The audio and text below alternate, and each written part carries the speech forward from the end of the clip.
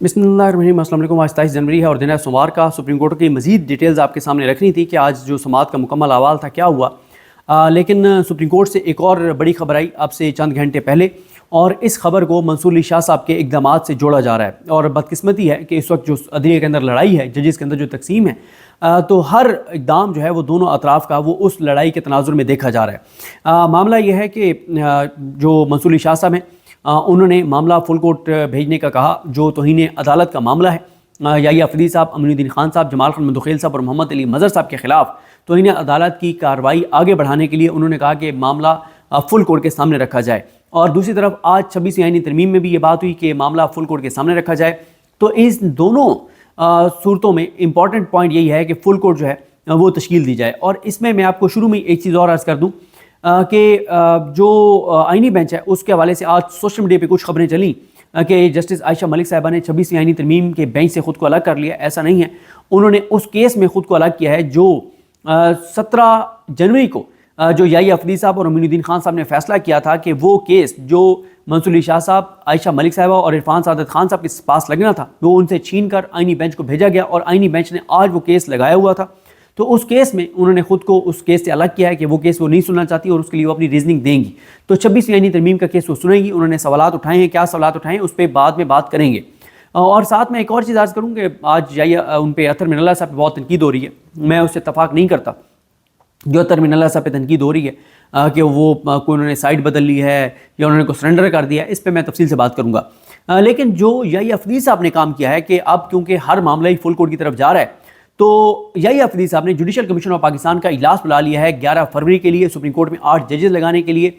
और 8 जज जब हुकूमत के पसंदीदा आ जाएंगे, कोर्ट पैकिंग हो जाएगी और वो जजेस जो नून लीग और पीपल्स पार्टी के वोटों से आएंगे वो नून लीग और पीपल्स पार्टी के मफाद को सर्व करेंगे। वो अपने हलफ के साथ नहीं जाएंगे, वो नून लीग और पीपल्स पार्टी के साथ अपनी कमिटमेंट पे जाएंगे।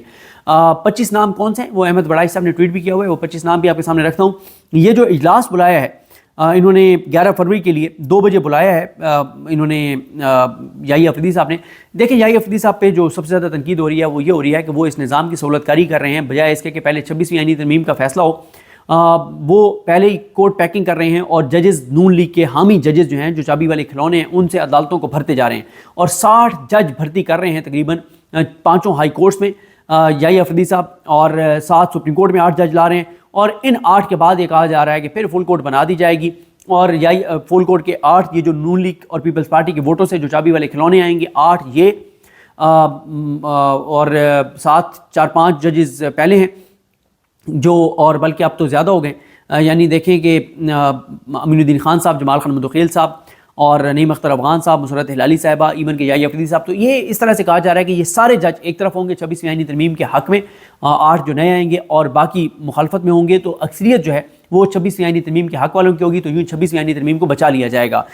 इसमें जो मेंबर्स हैं, अब आप देखें ना कि मेंबर्स का आपको पता चलता जाएगा कि कौन किस तरफ है। जो जुडिशल कमीशन का इजलास है 11 फरवरी के लिए, उसमें याहिया अफरीदी साहब हैं, मंसूर अली शाह साहब हैं, मुनीब अख्तर साहब हैं, अमीनुद्दीन खान साहब हैं, जमाल खान मंदोखेल साहब हैं। इसमें आपके सामने ही है कि याहिया अफरीदी साहब पतली गली से निकल जाते हैं और मंसूर अली शाह साहब और मुनीब अख्तर साहब जो आइन कानून और उनके हलफ की बात होती है वो उसकी तरफ जाते हैं। अमीनुद्दीन खान साहब और जमाल खान मंदोखेल साहब जो मौक़िफ़ लेते हैं वो आपके सामने हैं। अख्तर हुसैन साहब जो बार के मेंबर हैं, पाकिस्तान बार कौंसिल के जो मेंबर हैं, उनका आपको पता ही है कि वो पाकिस्तान बार इस वक्त कहाँ पे खड़ी हुई है।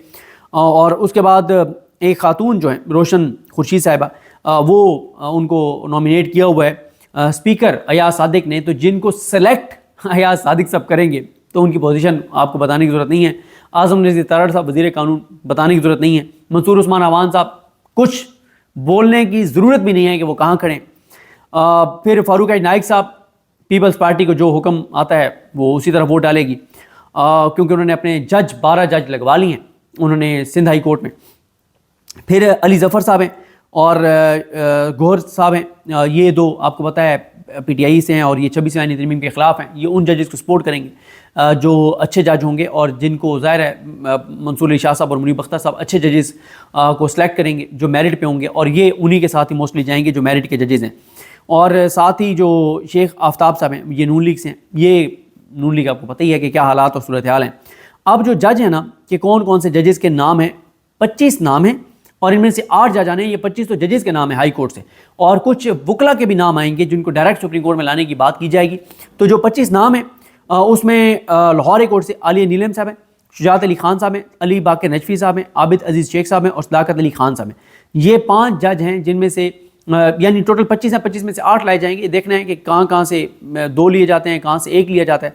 سندھ ہائی کورٹ سے محمد شفیع صدیقی صاحب جو چیف جسٹس ہیں وہ, نعمت اللہ پھلپوٹو صاحب, صلاح الدین پمر صاحب, محمد جنید غفار صاحب, ظفر احمد راجپوت صاحب ان کے نام ہیں. بلوچستان ہائی کورٹ سے ہاشم کاکڑ صاحب ہیں, اعجاز سواتی صاحب ہیں, کامران خان صاحب ہیں, ظہیر الدین کاکڑ صاحب ہیں اور عبداللہ بلوچ صاحب ہیں. اسلام آباد ہائی کورٹ سے عامر فاروق صاحب ہیں, محسن اختر کیانی صاحب ہیں, میاں گل حسن اورنگزیب صاحب ہیں, طارق محمود جہانگیری صاحب ہیں, بابر ستار صاحب ہیں. اب تک جتنے میں نے نام لیے ان میں سے جو کنفرم ایک نام ہے ان 25 میں سے, 5 اور بھی بتا دیتا ہوں پھر بتا دیتا ہوں.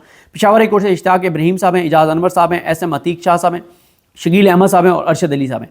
ان 25 میں سے جو ایک نام کنفرم ہے 1000% جو بتایا جا رہا ہے جو حکومت کی طرف سے کہ ان کو ہم نے لانے سپریم کورٹ میں, وہ ہیں محترم جو عامر فاروق صاحب ہیں کہ ان کو ہر صورت میں سپریم کورٹ لایا جائے گا. اور اگر عامر فاروق صاحب آتے ہیں تو یہ 2032 میں چیف جسٹس پاکستان بھی بنیں گے اور یہ 2034 تک جو ہیں وہ سپریم کورٹ آف پاکستان میں رہیں گے. 2032 میں خلائی جا کے چیف جسٹس پاکستان بنیں گے.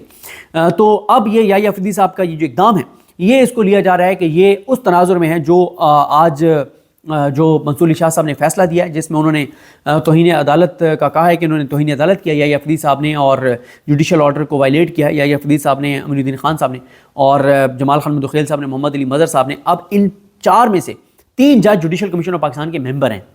تو منصور علی شاہ صاحب کے ساتھ یہ کیسے جائیں گے؟ اور یحییٰ افریدی صاحب کو آپ کو پتہ ہے کہ وہ اجلاس بلا لیتے ہیں, انہیں پتہ ہے کہ حکومت کی اکثریت ہے, حالانکہ پہلے ان کو 26ویں ترمیم ڈیسائیڈ ہونے دینی چاہیے تھی, پھر وہ کورٹ پیکنگ کرنے کے بجائے آزاد اور اچھے ججوں کو میرٹ پلاتے. اب جو بھی جج آئے گا وہ سودے بازی کر کے آئے گا, ڈیل کر کے آئے گا. جو ڈیل کر کے آئے گا, سودے بازی کر کے آئے گا, وہ جج کیسے انڈیپینڈنٹ فیصلے کر سکتا ہے؟ وہ کبھی بھی اپنے حلف کے مطابق نہیں چلے گا. وہ کہاں سے چلے گا, کیسے چلے گا, وہ مجھے کوئی اس کی تفصیل میں جانے کی ضرورت نہیں ہے. اور اس میں یہ کہا جا رہا ہے کہ یہ ایک ایسے ٹائم کے اوپر جب 9:30 بجے منصور علی شاہ صاحب نے 9:35 پہ فیصلہ سنایا تو اس کے بعد عدالتی وقت کے اندر یہ لیٹر جاری ہو گیا 11 فروری کے لیے.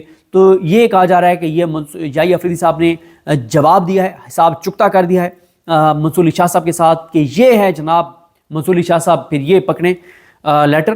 جوڈیشل کمیشن کے اجلاس میں نے بلا لیا ہے. اب آپ کہہ رہے ہیں نا کہ ہمیں پتہ ہے کہ ججوں کو 11 ووٹ کیسے پڑھنے ہیں اور ہمارے نامینی جج کو تو ایک ہی ووٹ پڑتا ہے.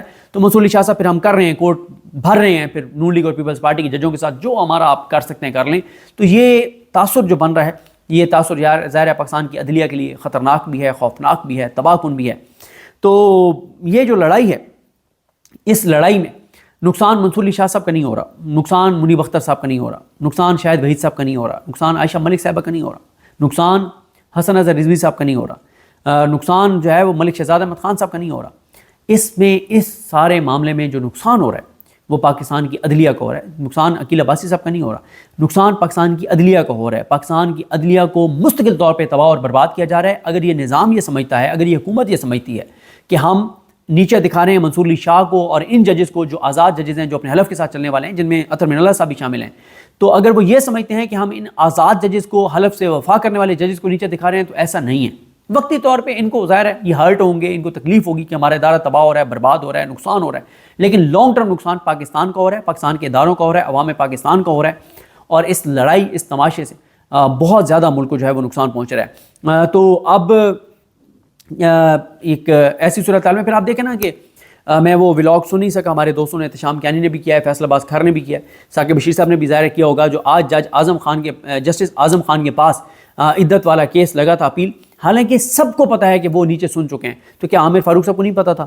لیکن عامر فاروق صاحب نے لگایا ان کے پاس. دیکھیں عمران خان کے 2 کیسز, ایک توشہ خانہ 2 بریت کیس, وہ 10ویں نمبر کے جج کے پاس لگا دیا جس کو جمعہ 8 دن بھی نہیں ہوئے حلف اٹھائے ہوئے, جمعہ 8 دن بھی نہیں ہوئے حلف اٹھائے ہوئے, جو ان کے پاس لگا دیا توشہ خانہ 2 بریت کیس. اور ان کے سامنے جسٹس اعظم خان جو جج تھے, سیشن جج تھے, جن کو عطا ربانی صاحب کی جگہ لایا گیا تھا, کیونکہ نیچے نصر من اللہ صاحب کے فیصلے کو چیلنج کرنا تھا اور عطا ربانی صاحب مانے نہیں تھے کہ وہ اس فیصلے کو کالعدم کریں گے نصر من اللہ صاحب علیہ کو, تو ان کو ہٹایا گیا, نشان عبرت بنایا گیا. بہت انہوں نے پھر ظاہر ہے جو کچھ ان کے ساتھ ہوا یہ تاریخ میں کبھی آئے گی چیزیں سامنے کہ کیا عطا ربانی صاحب ایک زبردست جج کے ساتھ کیا ہوا.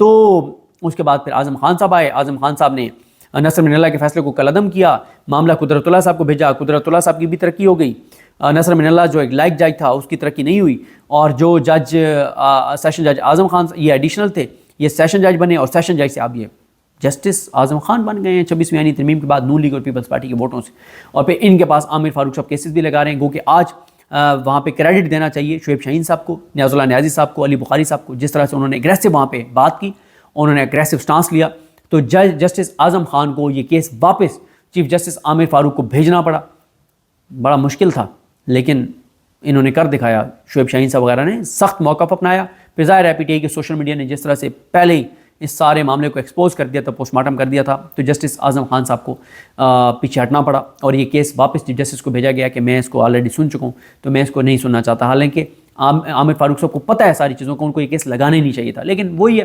کہ اس وقت جو تاثر ہے وہ آپ کو پتہ ہے کہ یہ جو جج لائے گئے ہیں، 2 جج اعظم خان صاحب اور انعام امین مناز صاحب، یہ صرف عمران خان کے کیسز کے لیے لائے گئے ہیں کہ عمران خان کو ہر کیس میں اس کے خلاف فیصلہ کرنا ہے۔ یہ پرسیپشن عدلیہ کے لیے بہت خطرناک بھی ہے، تباہ کن بھی ہے، لوگوں کا اعتماد بھی عدلیہ پر جو رہا ہے اس کو بھی ختم کر رہی ہے۔ تو بہرحال جی دیکھتے ہیں چیزیں کیسے بڑھتی ہیں، نیکسٹ ویڈیو میں ذرا آپ کو بتائیں کہ آج کے سماعت کا مکمل احوال۔ مجھے اپنی دعا میں یاد رکھیں، اللہ کریم ہم سب کا حامی ناصر ہو۔ اللہ حافظ۔